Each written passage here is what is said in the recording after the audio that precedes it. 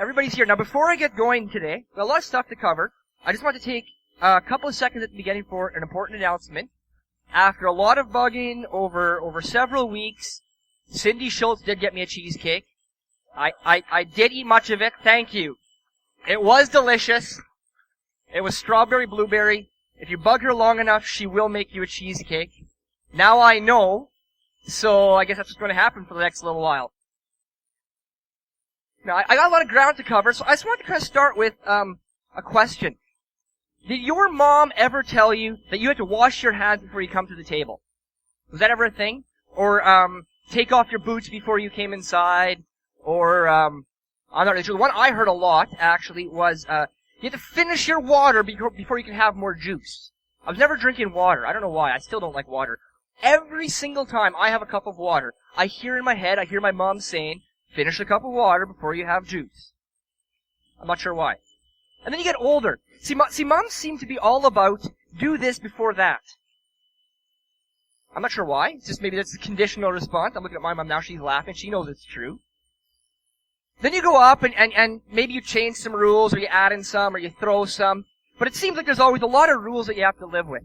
And sometimes I wonder, doesn't God in the Old Testament especially seem like kind of like a nagging parent or something like that? Do this before such and such, or do that, or there's all these rules and regulations. And in fact, there's the 10 Commandments, which actually aren't just 10, because there's actually several hundred that come along with it. And that seems like a pretty big deal, like a bit of a burden.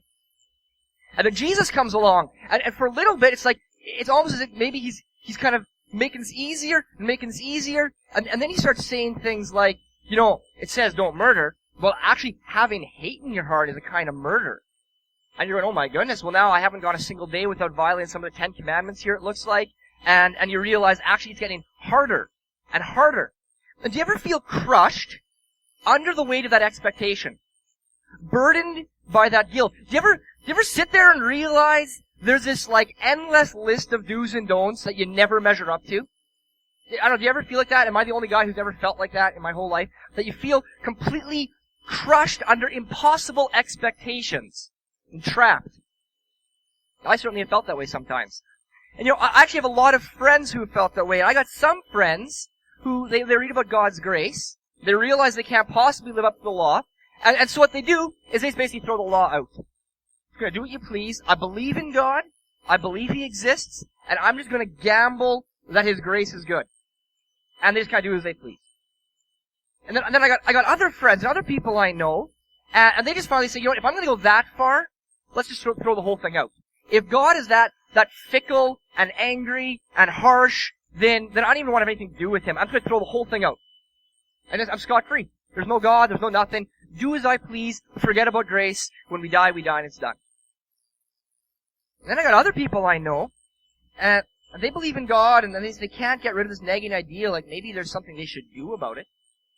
And yet, they're just completely burdened by it, and they just double down and try harder and harder to follow these rules. And those are the most miserable people, honestly, that I know, because they're completely crushed by that guilt.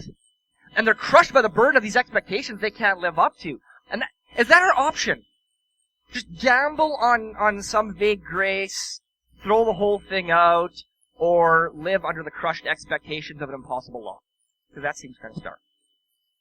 Well, I want to look at that today, and I want to start by last week at baptism, which was just awesome if you were there. If you came out to Stephenfield, you know how fantastic it was. Spend that time in family camp, and just, I especially love baptism personally. But I talked there briefly about Joshua crossing the Jordan River, and that moment when he grabs those stones from the center of the Jordan River, and he comes out on the other side, and right after that, he's facing Jericho. That's where he's gone to. That's the next kind of story that happens, and we're starting in Joshua 2, if you want to follow along in your Bible. What happened was, over hundreds of years, Jericho had just decided, kind of that middle option I was saying. This is all, just do as we please. Just do as we please. They reveled in violence, in institutionalized abuse of women, child sacrifice, incest, idol worship, might made right. Just a really evil, dark culture had grown up that hurt themselves, hurt those around them, and created kind of a blast zone of destruction around them. And so they're actually aware to at least some extent of who God is, as we'll see in a couple of seconds, and at least to some extent of what he's trying to do, and they stand diametrically opposed to what God's trying to do. And so Joshua comes in contact with them in Joshua 2, and he sends some scouts out to see if they can conquer Jericho and how they're going to do it and plan the whole thing out. These spies get caught. I'm just kind of catching you up to where we're going to be reading here. The spies get almost caught, and they dodge into a brothel to hide out. And this brothel is owned by a woman named Rahab. Now, we don't know much about Rahab, and I don't need to make up a lot of details. The one thing I do want to point out is in a city renowned for loose morals, evil, and lax ideas, she has a nickname. And in a poor moral culture, her nickname is Rahab the prostitute. So I don't know much about her life, but I can guarantee you there are issues in her life.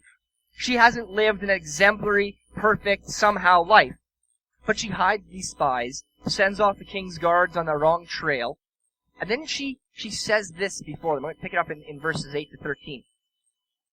Before the men fell asleep, she, which is Rahab, went up on the roof and said to them, I know that the Lord has given you this land, and that the terror of you has fallen on us. Us, that's everyone, all of Jericho. And everyone who lives in this land is panicking because of you. For we, all of Jericho, we're all in the same boat. She's not trying to call herself out on special privileges here. For we have heard how the Lord dried up the waters of the Red Sea before you when you came out of Egypt, and what you did to Sihon and Og, the two Amorite kings you completely destroyed across the Jordan.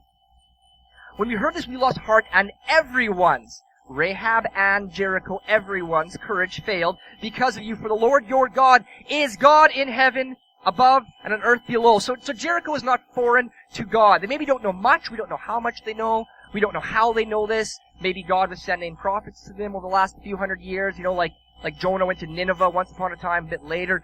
It doesn't say. Somehow, they know something about the name of God, the nature of God. So this is not like blindsiding them. They're aware of what's happening, and they know that God stands opposed to what they're doing, and they know that the Israelites have come to make it right. And now Rahab begins to separate herself from the rest of Jericho. And here's what she says. Now please swear to me by the Lord that you will also show kindness to my family, because I showed kindness to you. Give me a sure sign that you will spare the lives of my father and mother and brothers and sisters and all who belong to them, and save us from death. So Rahab and Jericho were in the same boat. But Jericho opposes God, embraces evil. They're just going to throw it all out. They don't care. And Rahab does something different. So continuing on here, Joshua marches around Jericho. You know the story if you're growing up in any sort of Sunday environment, church environment. They march around Jericho a couple of times. They blow their trumpets. They shout, and the walls come a-tumbling down. If you don't know anything else about Jericho, I'm sure you've heard that before. That little song. I'm sorry that I was saying for you, but it happens. And the walls come down. So there you have it. There's our answer. We were saying, what do we do about these burdens and expectations? Well, Jericho was crushed by them. So, then I guess the only option is to live under the law and try our desperately hardest to please a harsh and angry God. That's it. We're stuck. Except, maybe not quite. See, if we advance just a couple of chapters, we'll skip over all of the, planning for the battle and all that stuff, to the end of chapter 6. Listen to this. 6:24 and 25. They, the Israelites, burned up the city and everything in it, but they put the silver and gold and the articles of bronze and iron into the treasury of the Lord's house. However, Joshua spared Rahab the prostitute. This is not like she snuck in by the back door and nobody really knew what her past was like, and she blended in. They knew. Rahab the prostitute, there it is. Her father's household and all who belonged to her, because she hid the men. Joshua had sent to spy on Jericho. I can't overestimate the power of this last little piece. And she lives in Israel to this day.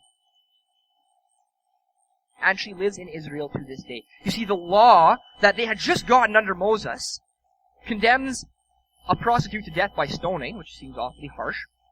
And not only that, but even if, because she spared the spies, and maybe she didn't know better, and she lived in Jericho, and they made some sort of exception, she would have been an orphan foreigner in a strange land, would have been a slave to the slaves in the culture, and that would have been fair, but it just says here, and she lives in Israel to this day.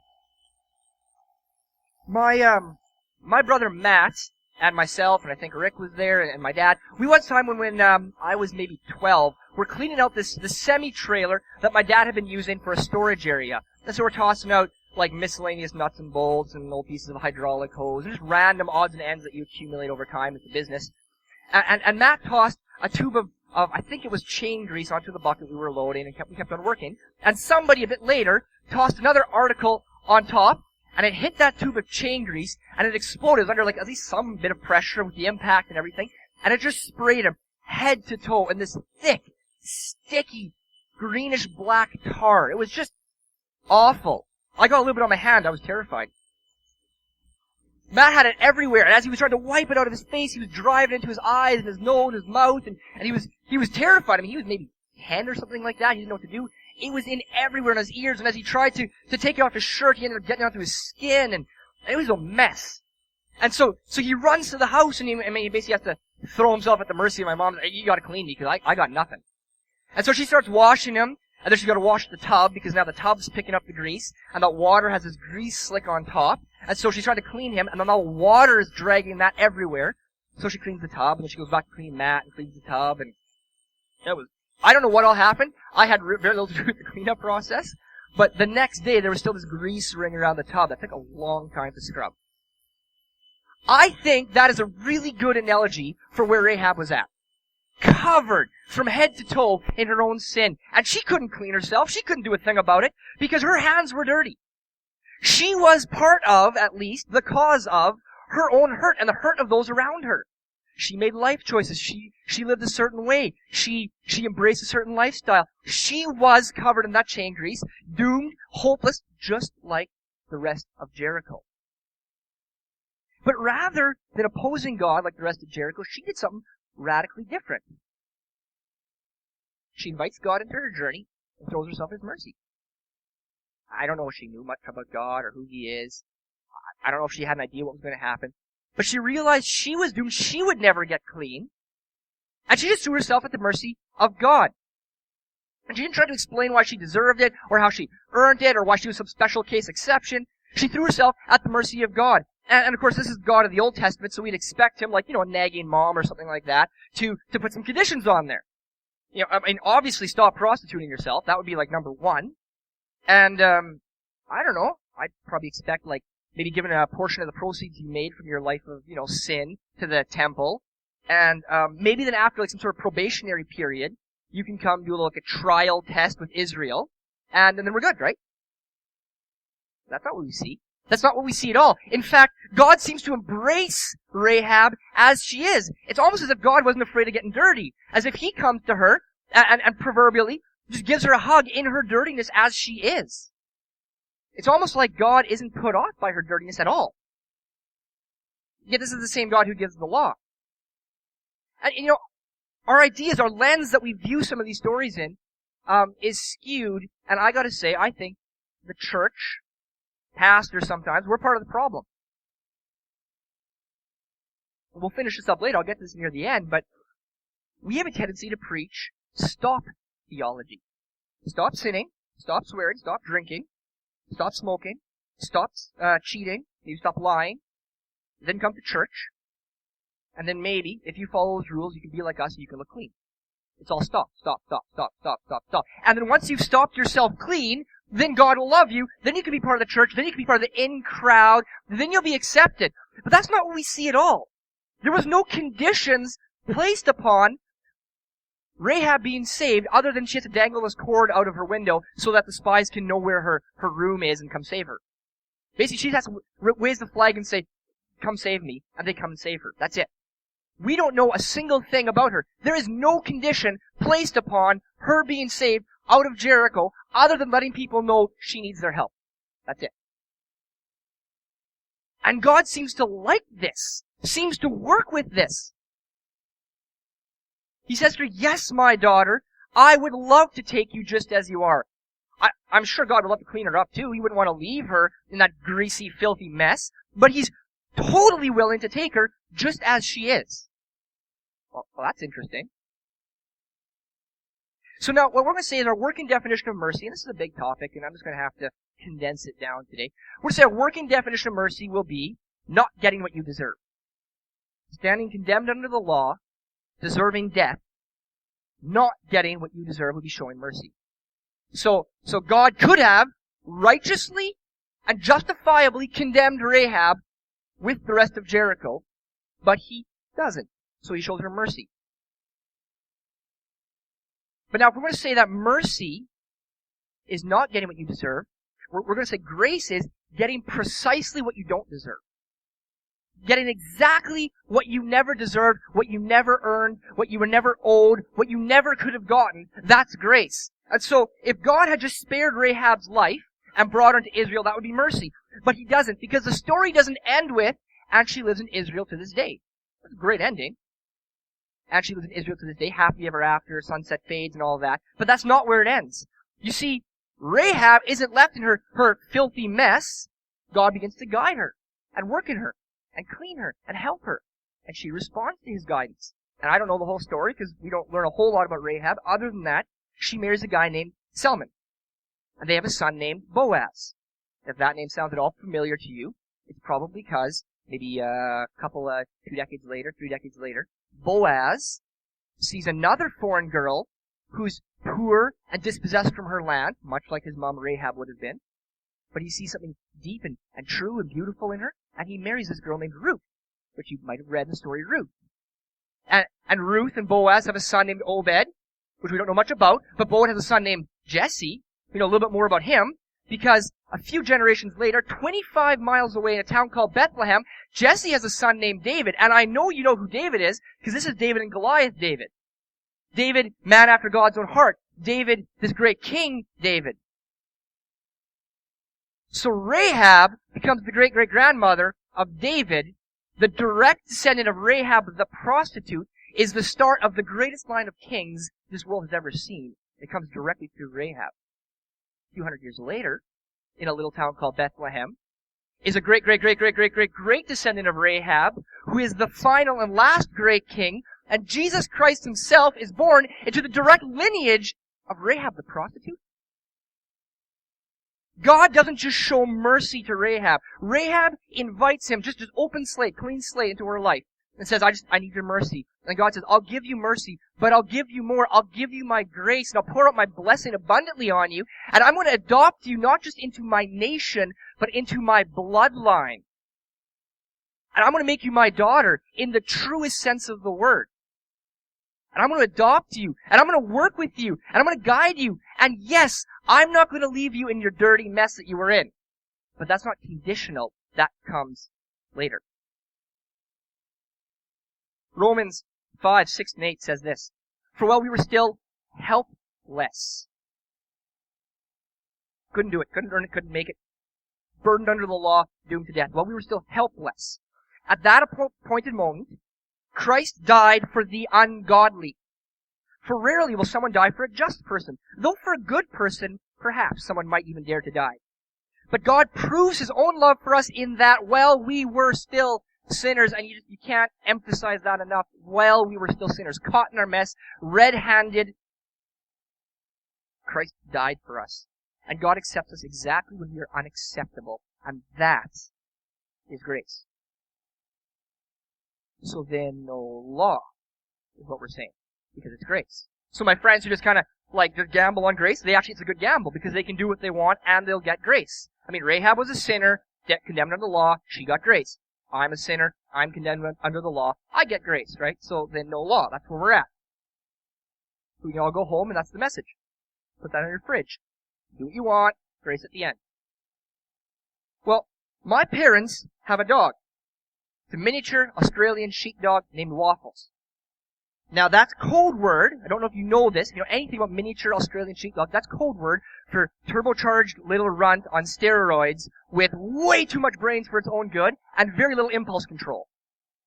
The thing makes Jack look calm and tame. This thing is driven, and it's smart. It's just smart enough to be stupid in the same dog. And it has, like I said, no impulse control. And so it just does things at high energy. And so my parents guide it and correct it and train it and reward it when it does good and so on and so forth. Because, it's chewing Christmas lights up and running on the road, whatever. And they even put up an invisible fence all the way around the yard to, try to keep this dog from running under the first tire that would come along, or, I don't think it would ever bite anybody, but, hurt itself or hurt someone else. So they put up a fence. And I got a question for you. They put up the fence before or after they owned the dog? After. After. They put up the fence after they owned the dog. In fact, they put up the fence precisely because they owned the dog.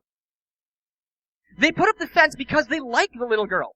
They like this dog. They want to see it prosper, not hurt itself, not hurt somebody else. So they guide and correct it because they bought the dog. Actually, I gave them the dog for free because I didn't want it, but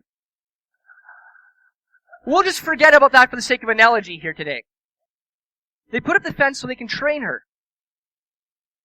They bought her before I had trained her. See, the church has this nasty habit, like I said, of saying, if you fit our box, come on in. If you get clean enough, we'll do that last little bit maybe. When you are ready, when you get clean, when you have lived sinless for so and so many months, come get baptized. When you have cleaned yourself up, then come join us, and hallelujah, you can look all like us, and we can all be happy and clean on the outside together. But that's not what happens. God says, right where you are, in your mess. Well, you could not do anything for yourself. I'll give you grace. We are not God's because we're clean. We're God's because He bought us. Waffles isn't my parents' dog because he stays in their fence, because sometimes he doesn't stay in their fence because he's smart and he tries around and eventually the battery in his collar dies or whatever and he runs away. He's my parents' dog. They go get him. It's not like once he's outside of the fence, he's not my parents' dog. He's not my parents' dog because he wandered into a fence either. He's my parents' dog because they bought him. They have the fence because they love him. Her. All dogs are hims. We get the order backwards, and then we see this burden of a God who seems to want to condemn us.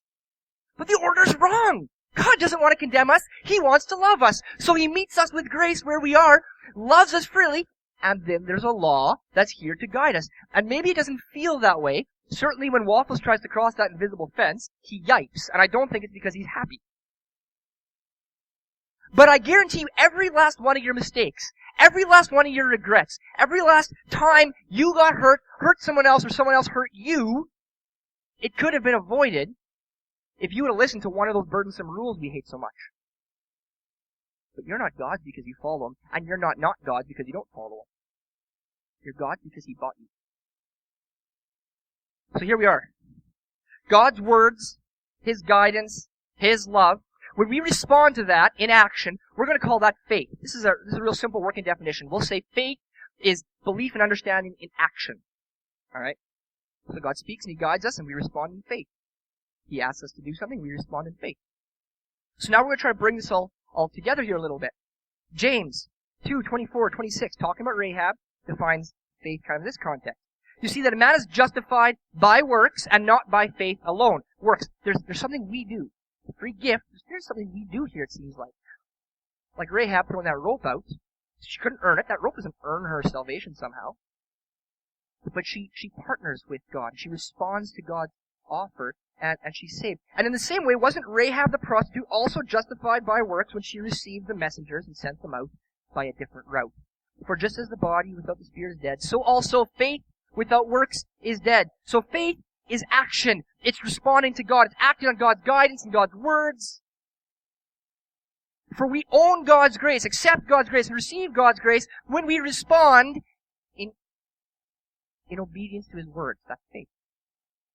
So here we are. Here we are for our Sunday morning. I want to stop by what Paul says in Ephesians, just to kind of bring this all together, because this is just perfect. This is beautiful.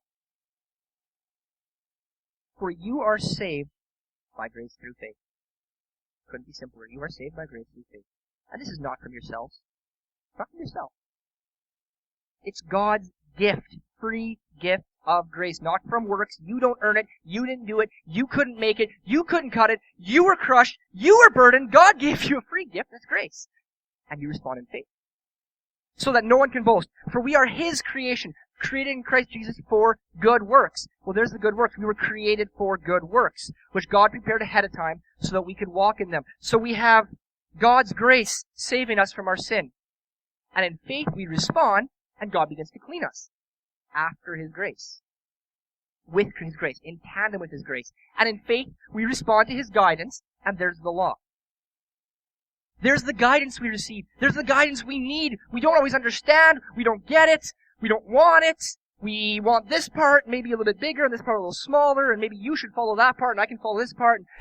We don't get to choose those things. It's God's law, and we walk in it. God purchased us from slavery precisely when we deserved it least, and then He wants to bless us with grace beyond just that mercy and pour it out on us. So, I think I'm known for giving challenges, practical challenges at the end of every message. I think that way. To me, if it's all abstract theology, it can be a little bit hard to handle, easy to forget, don't know what to do with it. So I wrestled with this a lot, actually pretty much all week.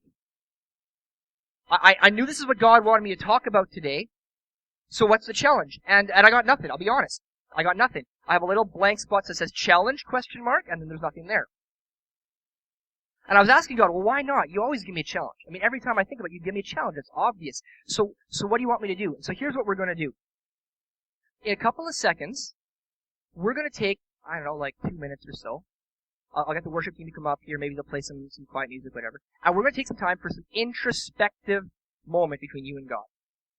Because there's a lot going on here. And depending on your life experience, your natural character, it might be something different going on that the Spirit's moving through you. And there really is. I mean, there's a lot of challenges I thought of, but they're good for one group or they're good for another group, and I don't know where you all are at. We're all on a different part of our journey. We all need God in a different way. So I'm going to give us some time to think introspectively and trust that God can respond to each of us, is what we're going to do. Now, if you're here today, burdened under the weight of expectation, burdened under sin, probably you were born and raised in a church environment, surrounded by church people, and you know all of the do's and don'ts, and you've followed like virtually none of them throughout your life, and you feel absolutely crushed, cursed, and guilted. Maybe you're even scared to approach God because you're so dirty. Maybe you're angry at God because He always seems to be judging you. Maybe you're angry at the church because you think that there's always been an accurate mouthpiece of God's words when sometimes we struggle. And you feel absolutely condemned and crushed. I want to invite you to accept God's free gift of grace. Because it's there for you. It's there for you. And let Him wash you. Let Him grow in you. Let Him speak to you. Or maybe you've been living and you believe in God still, and you think He's real, and that's wonderful. Jason Wallner said it great when he was talking about you believe in God, great. So do the demons. They shudder. There's this aspect where, you believe in Him, and you're hoping something good happens at the end. You don't really know, and your life doesn't look any different, and you're not listening to any of the good advice around you, and God's speaking to you. You're not hearing Him. You're shutting Him out. I want to encourage you to partner with Him, because He longs for more than just some vague endgame heaven at the end of life. He longs to actually build the kingdom of heaven in you and have you partner building the kingdom of heaven here on earth right now. He wants to partner alongside of you, which is fantastic. And I want to invite you to ask God and let Him speak to you with how He can do that with you. How He can do it in you and through you. You give it up entirely on God. If this angry, judgmental, fatherly figure who just yells at people and is just completely foreign to you, and you just rejected Him entirely and said, you know what, God, if that's you, I want out. I'm done. If that's where you are today, I want to encourage you to ask a simple question.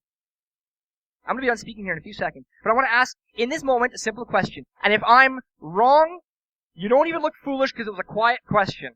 And if I'm right, it could change your life forever. So here's the question. God, if you love me, show me. And help me see it when you show me. That's it. That's just a simple question. I dare you to ask God. Just that one simple question. If you actually love me, show me that you love me. That's it. And if I'm wrong, I'm wrong. I don't think I'm wrong. I don't believe I'm wrong. So I don't know where you're at. I'll ask Matt to come up. If you have any questions, if you have something you want to go deeper, if you have an issue that you're dealing with, we have the prayer box at the back. We're gonna have people, the prayer team come up here as well. We'd love to pray for you, help you through some of these things, and just kind of walk you through them.